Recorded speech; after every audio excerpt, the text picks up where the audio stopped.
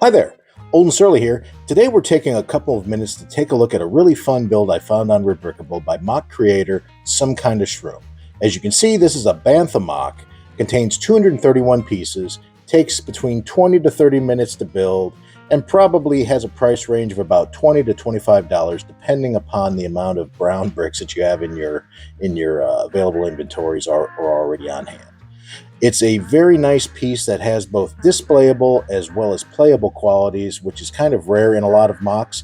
I want to take a few minutes to discuss those, compare it to its actual Lego set equivalents, and then wrap it up with just some final thoughts.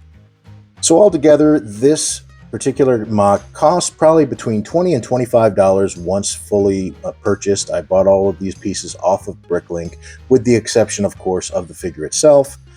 The most expensive pieces ending up to be these small horn pieces on here that many of you have probably seen on the Tauntauns in the Empire Strikes Back builds. And those only run about $1 a piece or so. So that, for that being the most expensive part of a MOC, I think that's really a great thing. You always tend to find some MOCs that you get very excited about and then discover that there's one piece that costs $50 and hasn't been created in the last 30 years. But he did a very good job of ensuring that the parts and the colors that he used are readily available and easy to find on Bricklink, or you probably have a wide selection of different browns in your own collections if you happen to be a long-time Lego builder. One thing I do like about it is, as I mentioned, it is a sturdy build. It's a very sturdy, there's not a lot of articulation. It's a very solid, almost reminiscent of a brickhead type of build. But that is also good in a lot of ways because, as you can see, it's very durable. So it would be great for a young a young builder or an AFOL who would like to use this either in a display or would like to have something as a younger builder they would want to actually play with this in some way. And probably the only point or area that might have a little bit of delicacy are these particular horns. I mean, they are built with these smaller 1x2 pieces, but again, they're very easy to reassemble if they do pop off, and it's a small thing to put it back together. Other than that, there's not a lot of articulation, but there is a lot of detail. I like the fact that he used several colors of brown and tan to really give it a lot of depth, and it's not just some uniform colored piece that ends up kind of getting lost in the background. I think you could actually set this up in a playset or a MOC and it would stand out just because of the fact that it is a minifigure scaled Bantha, so it does fit in quite well, and it has enough detail in it to make it worthy of being in a MOC or a display.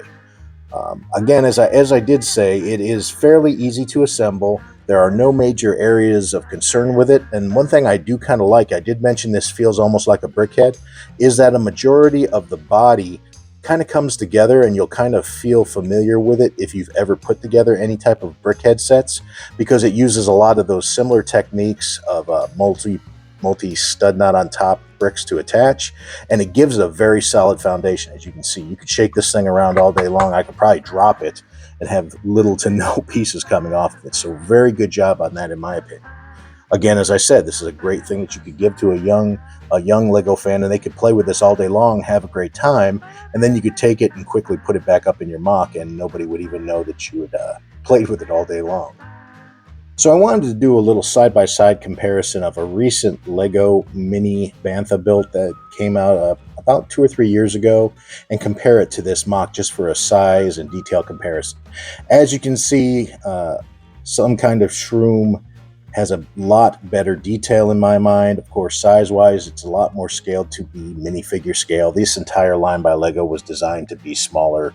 It was obviously micro-sized ships and things like that, so they kind of scaled the Bantha accordingly. I do like some of the details on the Lego set. There's a little more detail on the saddle and things like that, but I believe that anybody that wanted to take a few minutes could quickly add. As you can see, there are areas on here that you could build upon, and you could actually enhance his MOC in small ways to personalize it to yourself. But I think you are not giving up a single thing by choosing to build this MOC over picking up this particular one. I do like the fact that the head is on a swivel on this smaller mini scale by Lego, and there could possibly be some way that you could modify this Bantha to have something similar. But again, it has that very solid brickhead type of design. I would almost be hesitant to do something like that, only because you would probably be injecting some kind of weakness into the build. So I think he made a good call by picking that. It really does show the bulk of the Bantha far better than this does with that swiveling head. It almost makes this look like a little thin neck. It doesn't look like you saw it in the movies.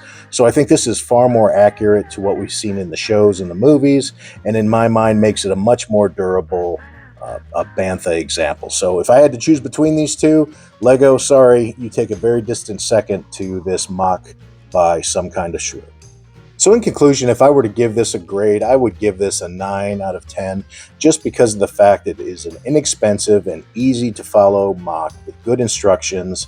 It does have a lot of detail. Could it have a little more detail? Of course it could, but then you're adding levels of complexity, you're adding more cost and piece counts, and kind of take this possibly from being something that can be a fun playable piece to something that becomes more of an exclusive, displayable only type of thing. So I think this is a very good compromise. So I think it's a solid 9 just on those aspects alone.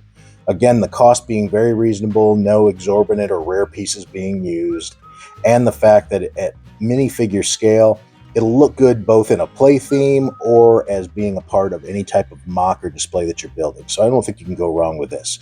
Again, I will provide a link to his Rebrickable page, and I highly encourage you to take a look at some of the other MOCs that he has. In this case, this particular MOC actually has free instructions, and I would say at least half of his available MOCs are free.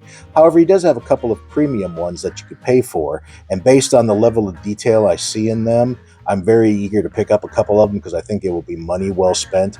And they're not all Star Wars designs either. He has, I believe, if I remember off the top of my head, at least one Dalek type of MOC, as well as something that is Fallout related. So he's got my interest on multiple fronts, and I'm looking forward to trying those out, as well as trying out several of his other Star Wars related animal MOCs that he put in there, because I think it could really enhance a number of different MOCs that I always have in my mind. Whether I actually build them or not is a different story, but at least it gives me an excuse to pick them up and put these together, and at the very worst end up with a really nice looking display piece. Again, if you have any questions or you'd like to see additional video or photos of the build, please feel free to reach out. I'm always happy to answer questions. In the meantime, this is Old and Surly saying, have a great day and keep building.